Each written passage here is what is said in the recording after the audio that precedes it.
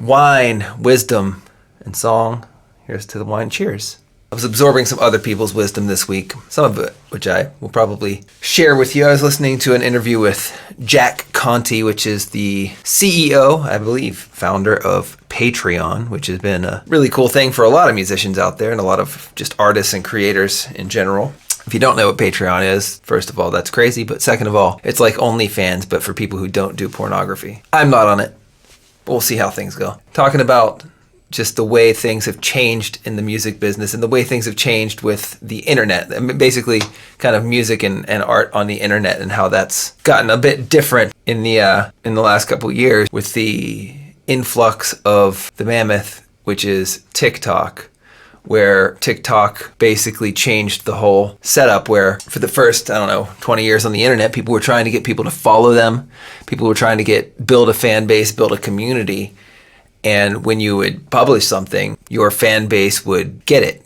You know, people chose to follow you. So then when you would release a piece of content, a song, perhaps a video, then your followers would get a notification that you released it and they would check it out. And basically TikTok turned that on its head and the follower doesn't really matter. Actually, Jack had a speech, I think at South by Southwest, called Death of the Follower, where he kind of lays it out that that's just not the way things work anymore, where, you know, everybody will tell you that if they look at their metrics, the eyeballs on their stuff from the people that actually follow them is actually quite low. Most of the views people get are from strangers and brand new people, which in a way is good, but for us as artists, we have no way to kind of collect those people. So basically, your fan base online now is not really your fan base. It's basically just users of that platform. For example, TikTok users. So TikTok users may enjoy your stuff. They aren't going to really follow you specifically, if you catch my drift.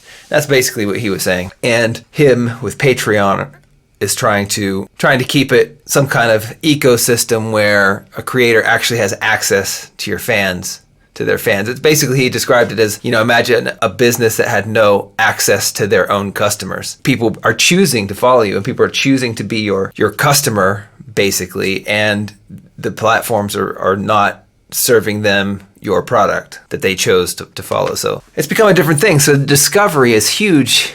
And discovery is great, and it's kind of easier now. I mean, lots of people, Gary Vee and all these kind of guys talk about internet stuff are talking about how it's not even going to matter anymore that, you know, a guy with 10 million followers can post something and it won't necessarily have any advantage over somebody posting the same kind of thing that has 0 followers. It's just about whether the content checks the boxes and works in the ecosystem that you're posting it in. So the constant evolution of how this shit works, and it's fast, man. So fast these days, it's crazy. By the time you actually figure something out, things will change.